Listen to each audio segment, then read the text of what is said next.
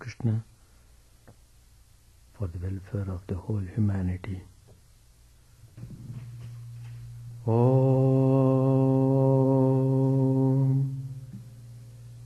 Stapakaya Chadanamasya Sarvadharma Swarupine Stapakaya Chadanamasya Sarvadharma Swarupine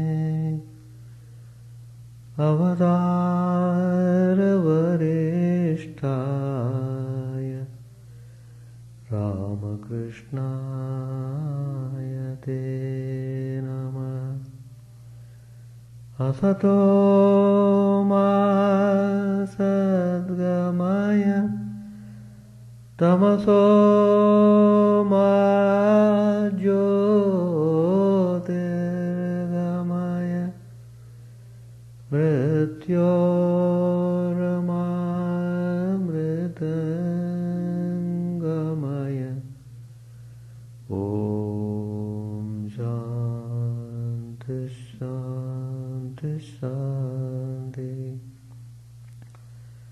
Let us bow down to Sri Ramakrishna, the embodiment of all reasons, the Supreme God incarnate. Let us pray to Him to lead us from the unreal to the real, to lead us from the darkness of ignorance to the light of knowledge, to lead us from death to immortality.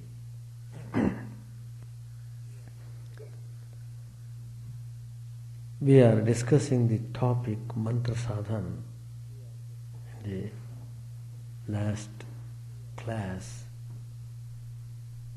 I just mentioned the significance of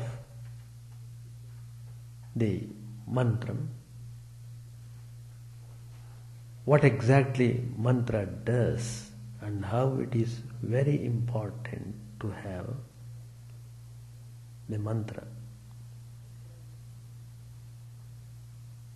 Mantra is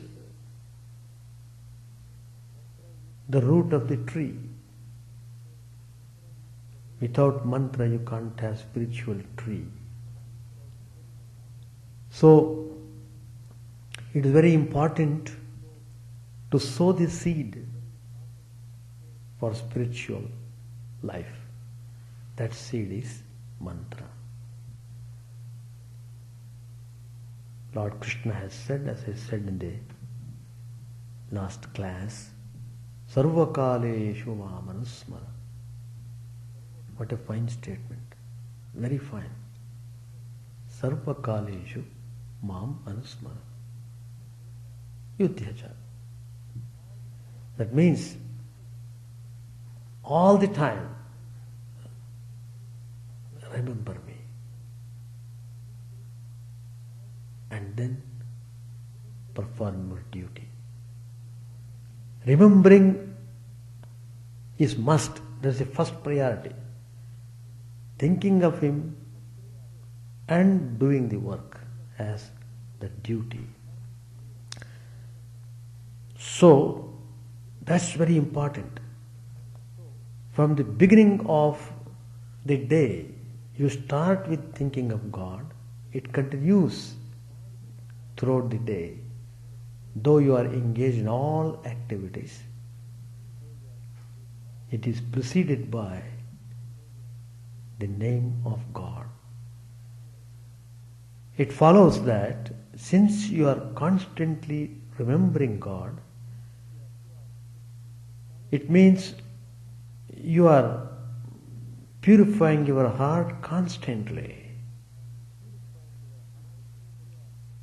And you'll be able to perform our duty properly, efficiently.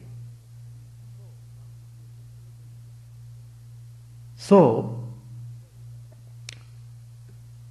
it is said that divine name must be properly repeated.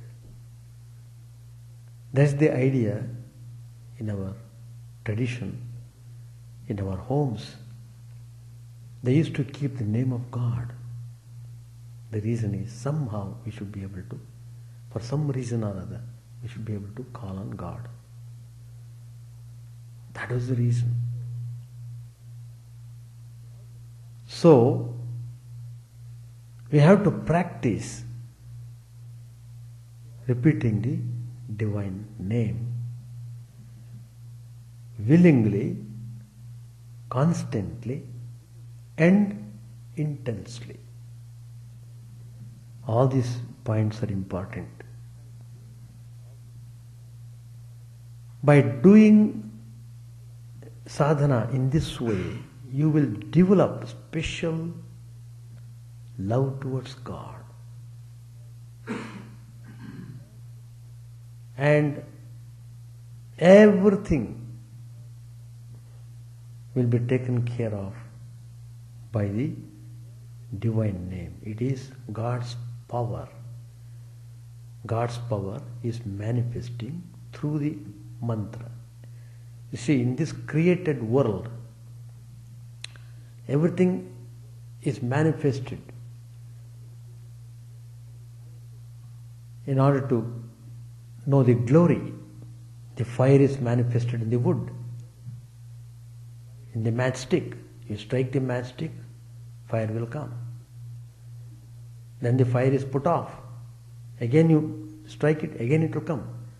That means it is ever existent. It is not lost. Because the fire is extinguished, it doesn't mean it is lost. It is there. It is there in the unmanifested condition. Again you strike it, again it will come. So it is not created afresh. It is already there. Again it is coming up. In the same way, all the beings, all the individual souls, they are present eternally. There is no birth or death as such to the jiva. The birth and death is only for the body. For the body. The body drops for some reason, again it takes another body. Again it drops, again it takes another body. It takes, it is constant. It is taking the body. So anyway, the whole manifested creation is filled with God's consciousness. That you must know. It's very important. First, Parabrahman, the substratum of everything. The Upanishad says, Isha Vasimidam Jagat. The whole universe is enveloped by God's consciousness. It is always there. It is manifesting in diverse ways. Akashad Brahma. From Brahman comes out Akasha, the space. From Akasha, Akashad Vayuhu. The wind comes. Vayo Agnihi. From the gaseous substance emerges Agni, energy. Fire is nothing but energy. Agnerapaha. Then water is projected. Whenever things are being projected, God is filling up. It's God's consciousness is flowing through the creation. Otherwise it cannot go forward. It will stop. The whole creation is in continuous process on account of the continuous flow of God's consciousness. So, the whole creation is nothing but permutation and combination of God's consciousness. It is taking different forms, that's all. But it is always there. it is constant. So, in the same way, suppose you take an individual being. That individual being does sadhana, and after some time the body drops off. Again that individual being is born. He is born again and again. That he is constant. So there is no death as such for the soul. So, the aspirant who is pursuing formless aspect of God, he meditates on the all-pervading Satchidananda, outside and inside.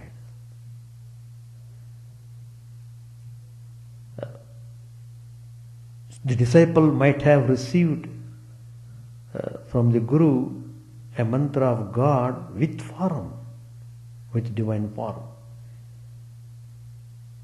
He can also meditate on God's formless aspect. Sri Ramakrishna said that the divine is with form and without form.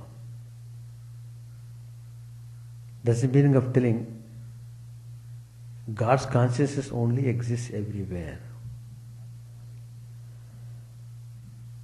The form of Sri Krishna, the form of Shiva, the form of Devi is indeed standing on the all-pervading Satchidananda. Lord Krishna says in the Bhagavad Gita, Ye yatha mam prapadyante tam tathaiva bhajamyaham mama vartmanu vartante manushya partha sarvashaha. Excellent. Lord says, whatever way you contemplate on me, you shall have my grace. See? He doesn't say you have to meditate only on this particular form. You can meditate on any form of God or Goddess. You will receive my grace. Sri Ramakrishna used to repeat many times, Satchidananda Krishna, Satchidananda Shiva, Satchidananda Ma. What's the implication? The implication is that Shiva, Krishna, Kali or any other divine form has its background the formless Satchidananda. That's the beauty of God. A person who has realized the divine form of God, he should also realize the formless aspect of God. Then his realization is complete. Otherwise it is incomplete. Sri Ramakrishna had the realization of the Divine Mother. And Divine Mother herself made him do sadhana to realize the formless aspect of God, the Parabrahman, the substratum of everything. And he did realize. So, Sri Ramakrishna is setting an ideal before us. Don't get satisfied, oh it is over. No. Keep doing. More and more things will come. More and more experience you will get. More and more joy you will get.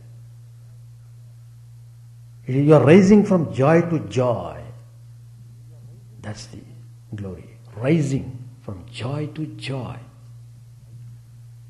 In the ascending order. Then the time will come, the whole thing is filled up with joy only.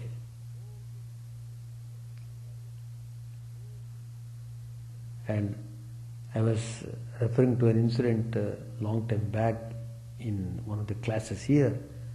There was a saint in Bangalore whom I saw. He declared that he would cast off this body in meditation. He fixed the date. Thousands of people had gathered there to see that. He had made a asan under the ground in cement concrete. 10 steps you have to go below. There is asan made. You have to take the lamp to see that. There is no window, nothing. It's a pit. Well, everything is done, and Swamiji told his attendants to show us, because I myself and the other Swamis and a group of devotees, we all had gone there. He told his attendants, please show them my seat of meditation where I would cast off this body. And we went and saw that. You can't see, you have to go 10 steps below. The pit steps are there.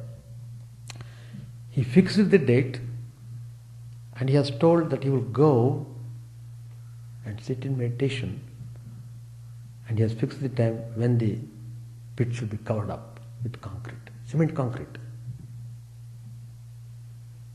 Thousands of people were there, and he had instructed also to one of the devotees, well, I leave this body in meditation, but you feed the people for, he specified the days, maybe 12 days or 15 days.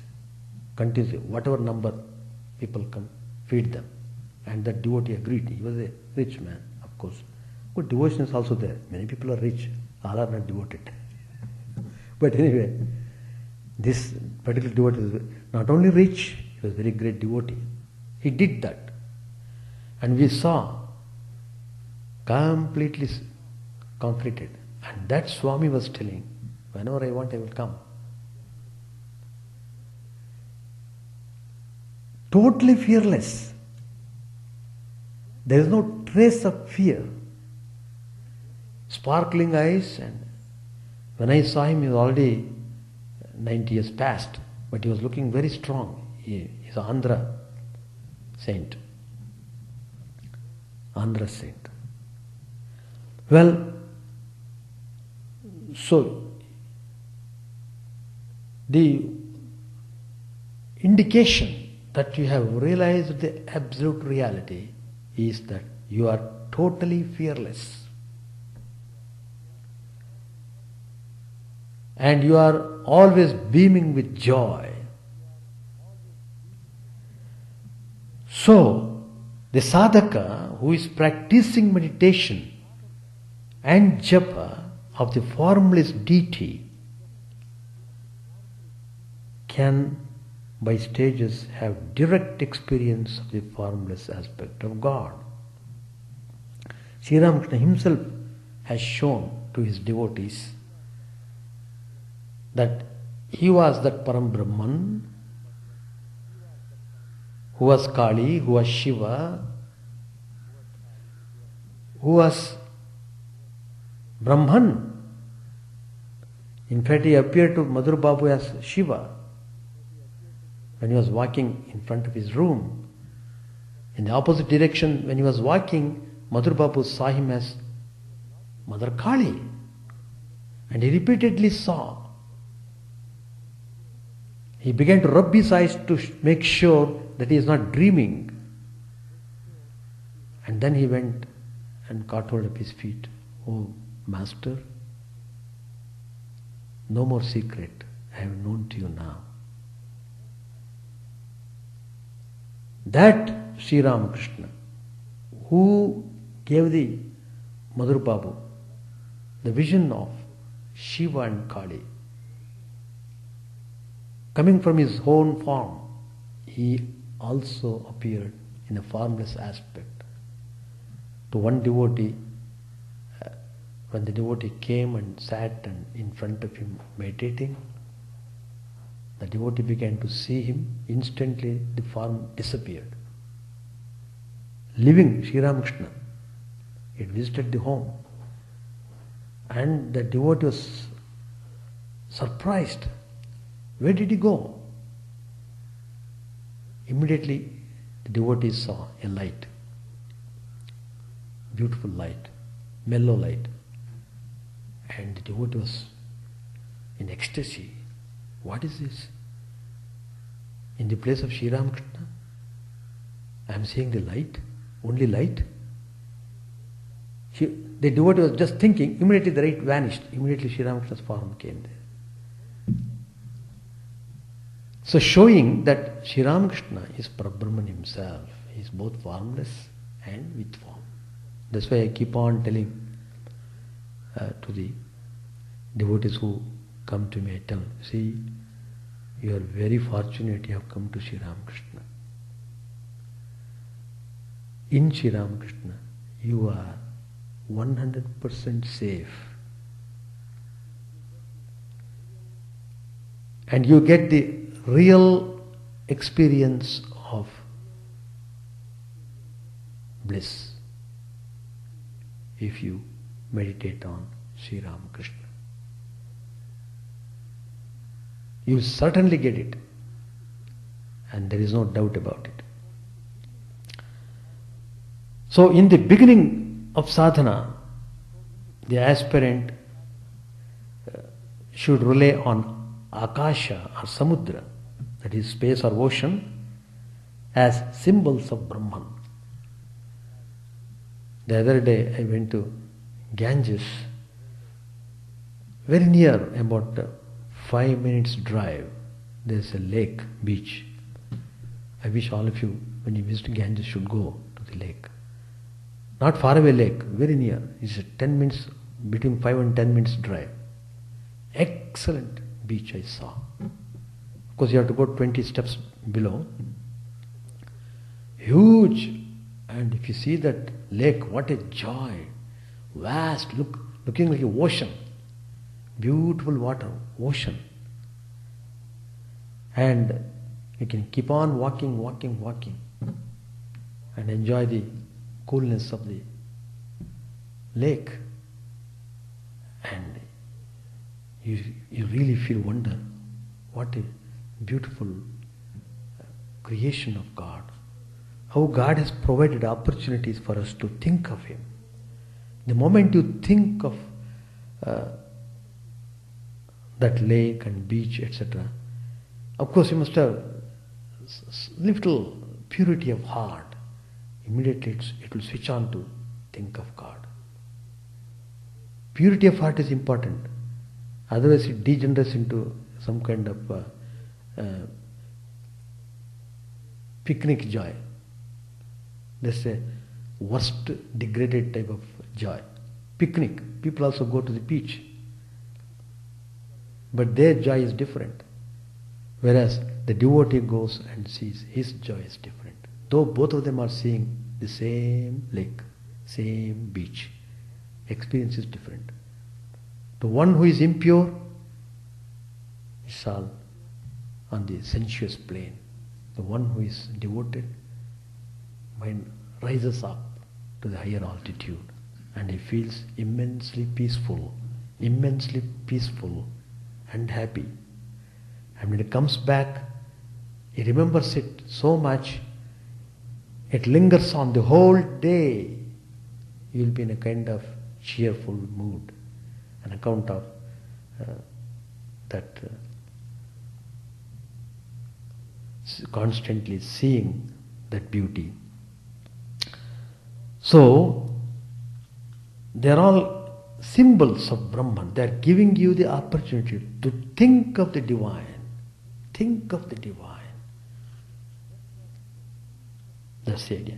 Just as on the material plane, Akash, that is space, is holding together all manifestations of space and time. And just as on the ocean, endless waves appear and disappear. Endless waves. In the same manner, the sadhaka, the aspirant, experiences all segments of the universe as waves of consciousness bubbling up on the formless Satchidananda. And just as Parabrahman is manifesting in the natural landscape, giving you the glimpse of the joy of Brahman, in the same way Brahman is manifesting through sound, Shabda Brahma, Nada Brahma, that is Om. Om. So, that's why we always say, keep repeating the Om in the primary stage of Mantra-Sadhana. Japa is experienced as a very low sound in the tongue and from the throat. The sadhaka considers himself a person, a devotee of God, who is repeating his holy name in order to experience love and faith, and finally to have his vision. Sometimes the mantra japa goes on mechanically like a machine, and it may be a fact sometimes the mind does not feel any sweetness. That's why he feels it's mechanical. Questions arise. How will the mind be quiet by the repetition of mere sound? How can God be reached through the mantra? Our spiritual teachers tell us that this feeling of dryness and doubt is inevitable in the beginning, but one need not be afraid, one need not be depressed. Spiritual teachers have said this. Don't stop doing japa. One has to keep one's faith strong and don't think about the result. Just continue japa with steadiness. The preliminary distracted condition of the mind soon goes away. As love for japa increases, the quality of the mantra sound undergoes change. The mantra no longer comes out of the tongue or throat, but is felt originating from the depth of the heart. Slowly, the difference, the Ishta mantra and the Ishta form melts away. Sound and form merge. They merge and become one. When I constantly repeat Rama, Rama, then Rama, it merges in the form, in the divine form of Rama. The sound merges in the Rama, and you get into ecstasy, you get into samadhi. You get into samadhi. As if faith that the Ishta is through and through present in the Ishta mantra grows stronger, the presence of the Ishta and love for the God becomes deeper and deeper. Many sadhakas have left hints of their mantra experience in songs and hymns. If you take the life of Tulsidas, he says in one of his compositions, he refers to himself, O Tulsidas, please place the golden lamp of the name of Rama on the doorsill of the house of the body. What is that? Tongue. Tongue is the doorsill of the body. This would illumine both the inside and the outside. Inside means the inner organs and parts of the body, and outside means the external world. In other words, the name of Rama will bring the spirit of light in your mind and in the world in which you live. Another saint, Ramaprasad, he has also sung very nicely. See, they are overwhelmed to share their experiences. That's why the compositions come very spontaneously. It comes up easily. That's why the hymns of the saints are so direct and effective. Very effective. When you sing them, you feel how true it is. Saint Ramaprasad has sung, I have tied the divine name of the Mother Tara in a lock of hair on top of my head. I sit ready for the departure from this world by singing the name of Durga. For this type of sadhaka, all worship, meditation and prayer have taken their abode in the name of the Divine Mother. The implication of the name being tied in a lock of hair on the head is that the name is most intimately present in all the three states: waking state, dream state and deep sleep state. In fact, in any situation of life,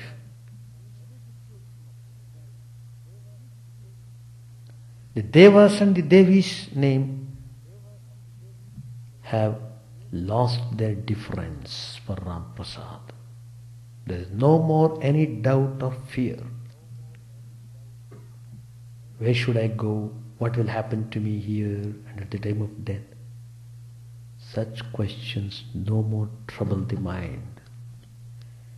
The heart remains unperturbed for all times. The sound of the mantra goes on assuming subtler and subtler forms. Coming out from the depths of the heart, the mantra begins, as it were, flowing through the bloodstream and pervading the whole body. The heartbeat seems to become one with the sound of the mantra. The movement of the mantra may go to other areas like the breathing process, the working of the nerves, muscular actions and so on. All these are, as it were, expressions of spontaneous mantra japa. There is japa going on unceasingly in every part of the living body. Japa has now become a total action. The whole physical body is the seat of this total unifying process, japa. So, how it is very, very important that we should practice doing japa vigorously. Vigorously. That's very important.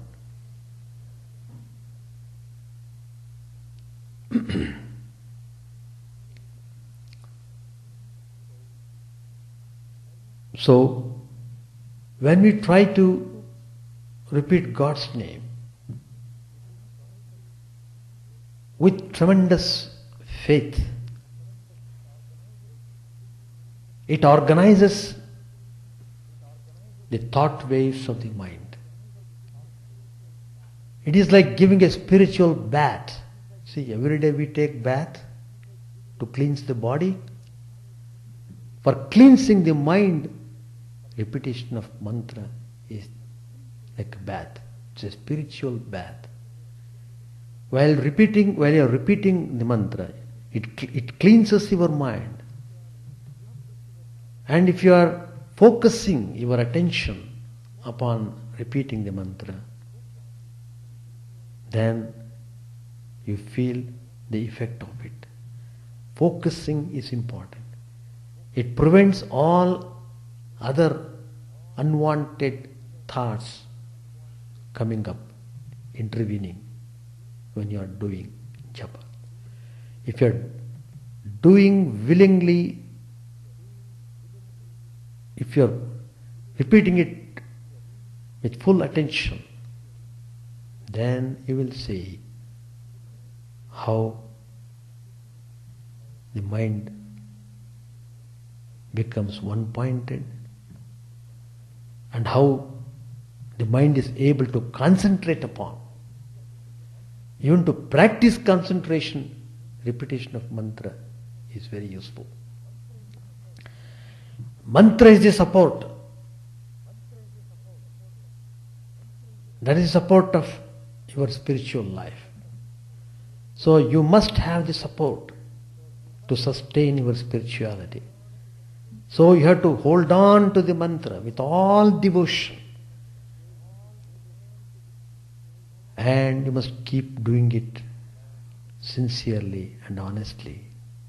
If you really aspire for God, God is sure to bestow His grace and He is sure to give His vision.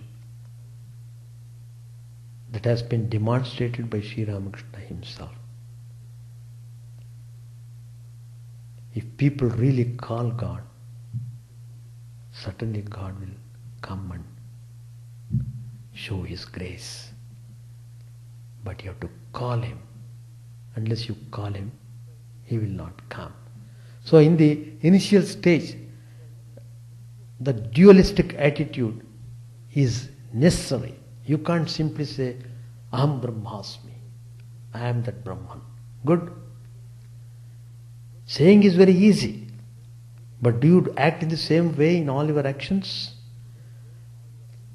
That's why Sri Ramakrishna says, as long as your mind is not purified, it's not good to think you are Brahman himself and do all sorts of things. If you feel you are Brahman himself, you will not do all sorts of things. You do things which are very beneficial to the society, to the country, to the world. You will not do any harm to any being. So, until you reach that state, hold on to, be submissive, hold on to divine form. And you will reach the Supreme God, undoubtedly. That's what I said in the last class. By holding on the chain which was fastened to the log of wood, which was buried in the deep layers of water, if you hold on to the chain and keep walking, you will reach the log of wood and you can touch it and you can bring it. So, repeating mantra is like holding on the chain and going onward, forward, and you will reach God. So, Mantra-Sadhana is very important, and by repeating japa, you will get into God. That's why it is called as Japa Yoga. Japa Yoga. And as I said in the last class, if the mantra has to become active, if it has to become kinetic, you have to repeat the mantra 100,000 times at a time. That is at one sitting. That means you have to do continuously 100,000 times.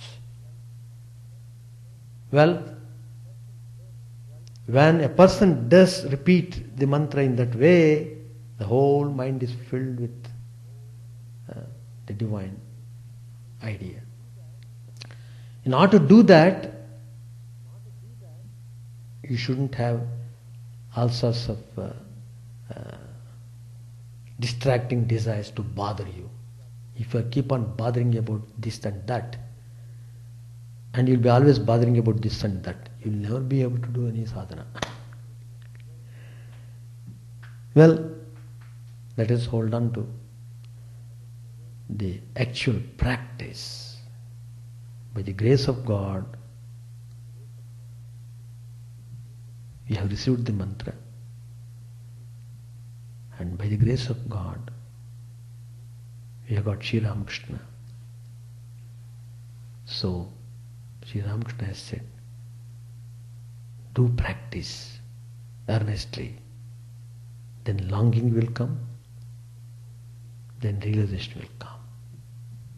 With these words I conclude my topic, Mantra-Sadhana. Next Tuesday, probably next Tuesday I will not be here, because I am going to Portland on 2nd. 2nd is Wednesday, huh? Sunday. Sunday I am going, coming back on Wednesday, I think. So Tuesday I will not be here. Anyway, following Tuesday I will take up some other topic from the Gospel. Thank you. We have got a special program in July, that is Guru Purnima. It's a very important date, July 16th. And there is a day when everybody will offer worship to the Guru. Generally we that day offer worship to Vyasa Maharshi, who is considered the Guru of the whole mankind. Vyasa Purnima it's called. So by offering worship to him, we are offering worship to all our Gurus. That's the idea. That's the thing. Anything? Any questions? Or we should stop.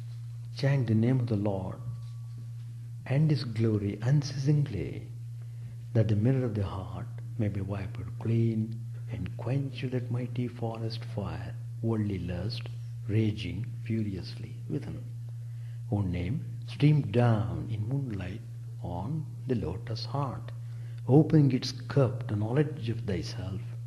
O self, drown deep in the waves of His bliss, tasting His nectar at every step, bathing in His name, that bath for weary souls. Various are thy names, O Lord, in each and every name thy power resides. No times are set, no rites are needful for chanting of thy name. So vast is thy mercy, how huge then is my wretchedness, who find in this empty life and heart no devotion to thy name. O my mind, be humbler than a blade of grass. Be patient and forbearing like a tree. Take no honor to thyself, give honor to all. Chant unceasingly the name of the Lord. O Lord and soul of the universe, mine is no prayer for wealth or retinue. The playthings of lust or the toys of fame. As many times as I may be reborn, grant me, O Lord, a steadfast love for thee. A drowning man in this world's fearful ocean is thy servant, O sweet one. In thy mercy consider him as dust beneath thy feet. Oh, how I long for the day when an instant separation from thee, O Lord, will be as 1,000 years, when my heart burns away with its desire, and the world without thee is a heartless void. Prostrate at thy feet let me be, in unwavering devotion, neither imploring the embrace of thine arms, nor bewailing the withdrawal of thy presence, though it tears my soul asunder. O thou who stillest the hearts of thy devotees, do with me what thou wilt, for thou art my heart's beloved, thou and thou alone. O Lord, lead us from the unreal to the real, lead us from darkness to light, and lead us from death to immortality. May all be free from dangers, may all realize what is good, may all be actuated by noble thoughts, may all rejoice everywhere, may all be happy, may all be free from disease, may all realize what is good, may none be subject to misery. May the wicked become virtuous. May the virtuous reign tranquility. May the tranquil be free from bonds. May the freed make others free. May good betide all people. May the sovereign righteously rule the earth. May all beings ever attain what is good. May the worlds be prosperous and happy. May the clouds pour rain in time. May the earth be blessed with crops. May all countries be freed from calamity. May holy men live without fear. May the Lord, the destroyer of sins, the presiding deity of all sacred works, be satisfied. For he being pleased, the whole universe becomes pleased. He being satisfied, the whole universe feels satisfied.